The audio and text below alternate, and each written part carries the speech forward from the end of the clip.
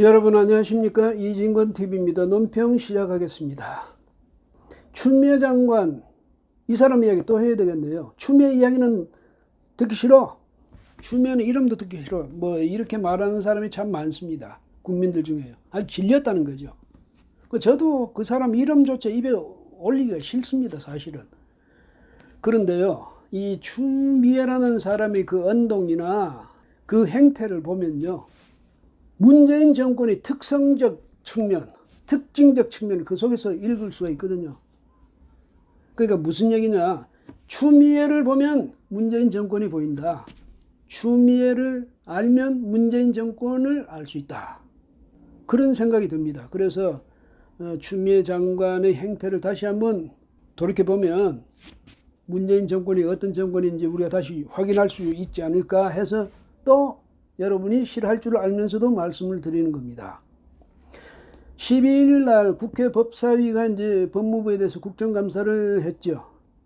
국민의힘 전주회 의원이 추 장관에게 묻습니다. 이제까지 국회에 나와서 말한 것이 다 진실을 말하지 않았다. 그러니까 거짓말을 하지 않았느냐. 그 거짓말에 대해서 사과할 생각이 있느냐 이렇게 물었더니 추 씨, 자기는 거짓말 한 적이 없답니다. 그동안에 뭐 언론에 보도되기로 27번 거짓말 했다. 최소한 그렇게 보도되기도 했고, 전주의 의원도 뭐 이제 그 점을 지적하고 했는데, 거짓말 안 했대요, 자기는. 왜 거짓말 안 했느냐? 그 카톡에 나온 그 내용들은, 자기 보좌관하고 주거니 받거니 했던 그 내용들은 이 전화기를 포렌식 하니까 거기서 나왔다고 그러는데 나는 기억이 없다는 겁니다. 나는 기억이 없다는 거예요. 이 사람 참 편리한 사고방식 갖고 있죠. 그것이 진실인지 아닌지는 중요하지 않다 이거예요. 내 기억에 있느냐 없느냐가 중요하다 이거지. 나는 기억이 없어. 그러니까 거짓말한 거 아니야. 사과할 필요 없어 이거죠. 근데 되게 이제 성격이 말이죠. 아주 강하고 남한테 말을 함부로 하고 큰 소리 잘 치고 이러는 사람 있지 않습니까? 그런 사람이 좀 강직하기도 하고 이러니까 이런 사람들은 대신에 거짓말은 안 합니다. 되게 보면. 왜? 자존심이 강하기 때문에 그러거든요. 그런데 이 추미애 장관은 보면요, 큰 소리 칠 때는 자기 하고 싶은 대로 큰 소리 다 치고 남에게 모멸감을 안기고 남을 모욕 주고 이렇게 하면서 자신의 이 문제 들어서는 어떻게 했냐면 교묘하게 말이죠. 미꾸라지 빠지듯이 그런 식의 말투를 지금 보이고 있거든요. 그러니까 아주 성격은 안 좋고 거기다 비겁하기까지 하다 이런 말을 듣게 되는 거죠. 그게 문재인 정권의 속성이고 특성이다. 그런 생각이 드네요. 거기서 뭐라고 했습니까? 그러니까 2017년 6월 14일 날 보니까 그 보좌관하고 이제 했는데 뭐 조치를 했습니다. 그리고 이 소견서는 나중에 이제 마련되는 대로 보내기로 했습니다. 뭐 그런 이야기가 이제 오고 갔어요. 그거 아들 이야기겠죠. 아들 휴가 이야기. 거기다가 자기가 조치를 했다는 것 아닙니까? 그 다음에 21일 날 그 또 보좌관하고 오고 간 그 카톡 내용에는 지원 장교님이 괄호해가지고 해놓고 그 앞에 010 이런 전화번호 나왔죠. 그 다음에 나중에 아들한테 전화를 해주세요. 뭐 지금 한의원에 5시 30분까지 거기 있음. 뭐 이런 식으로 괄호해가지고 그렇게 했죠. 또 뭐 아들이 무슨 그런 문제 가지고 좀 신경 쓰고 그러니까 저 아들한테 전화해달라 그 말 아니었습니까? 근데 왜냐면 거기 뭐 왔다 갔다 한 말 그거죠. 뭐 거기서 이제 했더니 아직 조치가 안 됐다고 알고 난데 다급하게 다시 이야기를 하고 말이죠. 거기서 뭐 지원 장교가 그 사람하고 연락해가지고 이제 뭐 해결됐다면 그런 이야기가 오고 가고 한 겁니다. 그러니까 아들한테 이야기해서 안심시켜주라는 거지. 그런 이야기인데 이 사람도 뭐라고 하느냐면 거기 보라고. 거기 보면 내가 만약에 어떤 지시를 했다면 거기다 괄호해가지고 지원 장교 님자로 붙여있는데 그거하고 이거 무슨 상관입니까? 그런데 그런 억지를 부른단 말이죠. 님자로 붙였으니까 자기가 지시한 게 아니라는 얘기죠. 그 다음에 그 아들한테 내가 전화하라 했지. 내가 근데 그 지원 장교한테 전화하라고 했냐. 그거 나오지 않냐. 그러니까 바꿔 말하면 나는 전혀 지시를 안 했다는 걸 그 대화록이 보여주고 있지 않느냐. 입증해주고 있지 않느냐. 이런 억지 주장을 펴고 있습니다. 지난 9월 1일에 그 박형수 국민의힘 의원이 이제 그런 거 물었죠. 지시한 적이 있느냐, 전화하라고 한 적이 있느냐. 그랬더니 뭐라고 했습니까? 그런 사실이 있지 않고요. 이런 식으로 대답했죠. 없으면 없고 있으면 있는 거지. 있지 않고요. 이 말은 뭐냐면 그 자신이 좀 없었다는 얘기죠. 말을 좀 뱅 돌렸다는 얘기지. 그 다음에 아니 보좌관이 뭐 때문에 사적인 일에 지시를 받고 하겠냐. 뭐 이런 이야기도 했죠.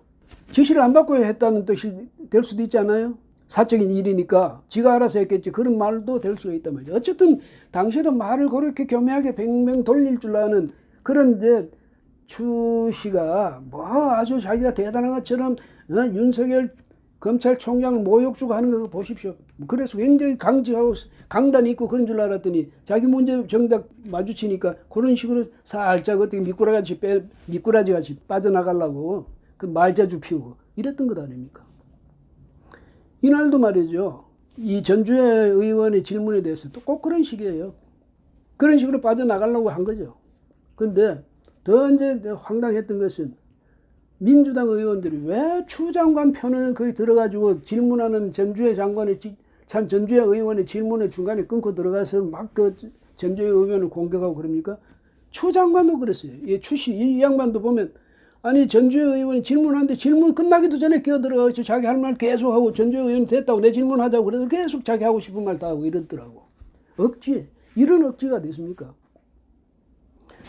아니 근데 이 추 씨가 유치원생입니까? 유치원생 자기 일도 자기가 앞가림도 못합니까? 그래서 그 국회의원들이 나와서 서로 역성 들어주고 편 들어주고 말이지 대신 대변해주고 변호해주고 그래야 되는 사람입니까? 그런 사람이 왜 그러면 장관 자리에 앉아 있습니까? 창피하지도 않습니까? 이 사람들은 그거예요. 그래서 가만 보면 문 정권 사람들 실력자들 조국 전 장관도 그렇잖아요. 이 사람들 사고방식은 이겁니다. 내가 맞다면 맞는 거고 내가 아니다면 아닌 거야. 진리 같은 거, 뭐 진실 같은 거 필요 없어. 우리가 바로 진실인지 아닌지 그 판정관이야. 그거예요. 근데 지금 그러고 있죠. 우리가 뭐 상권 분립 체제다 이러는데요. 지금 보면 문재인 정권하고 그 강요들, 이 사람들을 마음대로 하고 있어요. 지금 정권은. 뭐 하고 싶은 대로 하고 있죠. 우리인이 하고 싶은 대로 하고 싶은 거 다 해. 그러한 지지자들의 그 뜻에 부응해서 그러는지 하고 싶은 거 다 하고 있잖아요. 그런데 그러면 국회는 행정부에 대해서 견제 기능을 발휘해야 되거든요. 그런데 국회는 지금 더불어민주당에 의해서 완전히 장악되어 있죠. 그런데 그 더불어민주당 의원이 입법부 사람으로서 자기들의 긍지 같은 거 생각 안 하고 문 대통령한테 충성하느라고 여념이 없습니다. 그러니까 문 대통령의 강요들한테도 지금 어떻게 하든지 충성심을 내보이려고 길을 쓰고 있잖아요. 그러니까 국가의 삼축이죠. 국가 권력의 삼축. 예? 행정, 입법, 사법 이렇게 있는데 행정, 입법은 이미 문재인 대통령 손아귀에 딱 들어가 있는 거고 장악되어 있는 거고 그럼 사법부라도 독립되어 있어야 될 텐데 사법부도 안 그렇습니다. 제가 볼 때는 국가 삼축이요. 권력의 삼축이 완전히 한 몸이 됐어요. 우리 아이들 그 뭐 로봇 이렇게 보면 그 합체하고 뭐 하는 게 있잖아요. 완전히 합체가 됐어요. 세 기둥이 국가의 세 축이 권력의 세 축이 합체가 됐어요. 동일체가 된 거예요. 이런 체제를 뭐라고 합니까? 전체주의적인 통치 체제지요. 전형적인 예는 어디입니까? 북한 아닙니까?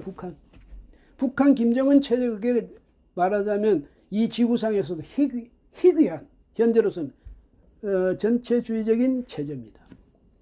우리도 만약에 삼축을 계속 합체해가지고 동일체로 가면 그런 체제나 마찬가지가 되는 거죠. 문재인 정권의 특성도 그렇고 속성도 그렇고 바로 그런 위험성을 다분히 안고 있는 체제라는 겁니다. 이미 거기에 한 발 들여놓고 있는 체제죠. 그러고요. 추 씨가 저렇게 아주 뻔뻔하면서도 기고만장할 수 있는 배경이 뭐겠습니까? 보라고 이게 추미애의 힘이야. 동부지검이 감히 나한테 무슨 혐의를 둘 수 있어? 어림없지. 나중에 설령 우리 편이 사법부에 넘어가면 사법부가 뭐 우리를 어떻게 유죄 판결 내릴 수 있겠어요? 어림없지. 왜 어림없습니까? 조국 전 장관에 대한 지금 이 재판이 진행되어 가는 과정을 보면 벌써 알 수 있지 않습니까? 검찰은 검찰대로 우리 편은 전부 지금 무혐의 처분을 착착착착 해나가고 있고 사법부는 사법부대로 무죄 판결을 내릴 준비를 다 하고 있다. 우리가 볼 때는 그렇게 볼 수밖에 없죠. 그런데 정말 중요한 건 뭐냐. 국민이 지금은 아무리 이야기해봐도 소용없습니다. 왜? 대통령도 모르쇠로 국회도 모른 척하고 사법부도 모른 척하면 아무리 국민이 진실을 말해도 그건 아무 의미가 없는 반향이 없거든. 그러나 큰 바다에도 돌멩이 하나 던져 넣는 이상의 무슨 영향력을 못 미치는 것 아니겠습니까? 그러면 영원히 그렇게 갑니까? 영원히 권력은 그 사람들 손에 쥐어져 가지고 하고 싶은 대로 마음대로 할 수 있게 되겠습니까? 제 생각은 그거 아닙니다. 가장 중요한 덕목이 정직 아닙니까? 예? 근데 이 정직을 저 사람들은 외면하고 있거든요. 그리고 거짓말을 여사로 합니다. 이럴 때 연상되는 사람이 리처드 닉슨 미국의 제37대 대통령. 그 사람이 워터게이트 사건, 워터게이트 그 건물이 빌딩이 민주당의 전국위원회가 들어있던 빌딩이거든요. 근데 미국의 정당들의 전국위원회 이거는 뭐냐면 우리같이 무슨 중앙당 이런 개념이 아니고요. 선거를 위한 조직입니다. 당의 선거 조직인데 그 전국위원회 거기다가 이 닉슨 지지자들이 거기다가 도청장치를 심은 거예요. 그게 발각됐죠. 근데 이것 때문에 이제 닉슨이 조직적으로 그것이 발각되고 난 뒤 그 사람들을 조직적으로 보호하기 위해서 그 사실을 부인하기 위해서 대통령이 자기가 도청장치 심으라 그 소리는 안 했지만은 그러나 그 이후에 일어난 모든 일에 대해서 이 사람이 적극적으로 나서가지고 그걸 감추려 하고 덮으려 하고 이랬단 말이죠. 대통령 권력을 가지고 끝없이 거짓말을 한 거지. 그 콕스 특검 그 사람 해임 이제 해야 되니까 법무장관한테 시켜서 해임해 안 하고 거부해버리고 나가버리니까 그 다음에 그 밑에 차관 보고 해임해 안 하고 또 나가버리죠. 이런 식으로 무리를 저질렀단 말이죠. 결국은 하원사법위원회에서 결의를 했죠. 탄핵에 붙인다고. 그리고 이제 하원에서 탄핵 여부를 결정할 그 표결에 들어가기 전에 이제는 뭐 어떻게 할 방법이 없으니까 자기가 사임을 한 겁니다. 사퇴를 하고 나갔죠.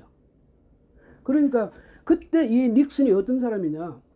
아서 슐레진저 2세라고요. 이 사람이 이제 1973년에 저서를 냈는데 그게 뭐냐면 임페리얼 프레지던시 제왕적 대통령직 이런 책을 냈습니다. 그 책의 모델이 누구였냐면 닉슨이었어요. 완전히 제왕적인 그런 대통령권을 행사했죠. 그래서 요즘도 우리도 뭐 제왕적 대통령 이런 말 많이 하잖아요. 문재인 대통령 전임 그 뭐 이명박 대통령 때나 박근혜 대통령 때 계속 이 사람도 뭐라고 했습니까? 제왕적 대통령제 저걸 없애야 된다. 나는 광화문 대통령이 되겠다. 무슨 뭐 응? 거기 가서 국민과 대토론회를 하겠다. 시장에 들러가지고 말이지 사람들과 소통하겠다. 그런 거짓말을 해야 되고 그 거짓말이라고 안 그러죠. 왜? 약속을 못 지켰을 뿐이다. 이럴 거 아니겠습니까? 이런 사람들이에요. 그런데 거짓말을 그렇게 하면 어떻게 됐냐. 제왕적 대통령직의 그 권세를 누렸던 닉슨도 그렇게 무너진 거예요. 이 사람도 거짓말 자꾸 하면 거짓말이 자꾸 쌓이고 쌓이면 결국은 무너지는 거예요. 그거 알아야 됩니다. 언제까지나 자기들이 거짓말이 통하고 우리는 거짓말할 권리가 있다. 그런 권력을 우리는 가지고 있다. 우리가 말하면 그게 진실이 되는 거야. 쓸데없는 소리 하지 마. 어디 감히 덤벼들어. 그런데 그 권세도 끝날 때가 있다는 거. 거짓말은 결코 용납되지 않는다는 거. 추미애 장관 이 사람 뭐 국회의원들 그 왜냐면 민주당 의원들이 막 옆에서 거들어주고 하니까 그 목에 힘이 들어가서 그러더면요. 언젠가는 그 목에 힘이 저절로 빠질 때가 있다는 거. 권력은 밀물처럼 몰려왔다가도 언젠가 되면 썰물처럼 빠져나가 버립니다. 그거 알아야 됩니다. 이것은 문 대통령도 알아야 될 것이고 추 장관 그 사람도 알아야 될 것이고 조국 전 장관 이 사람도 알아야 될 것이고 그 밑에 줄줄이 모여있는 예? 그 이를테면 실세들 유력자들 이 권세가들 다 그걸 명심해야 됩니다. 거짓말은 절대 용납되지 않는다. 예, 오늘은 여기까지 하겠습니다. 고맙습니다.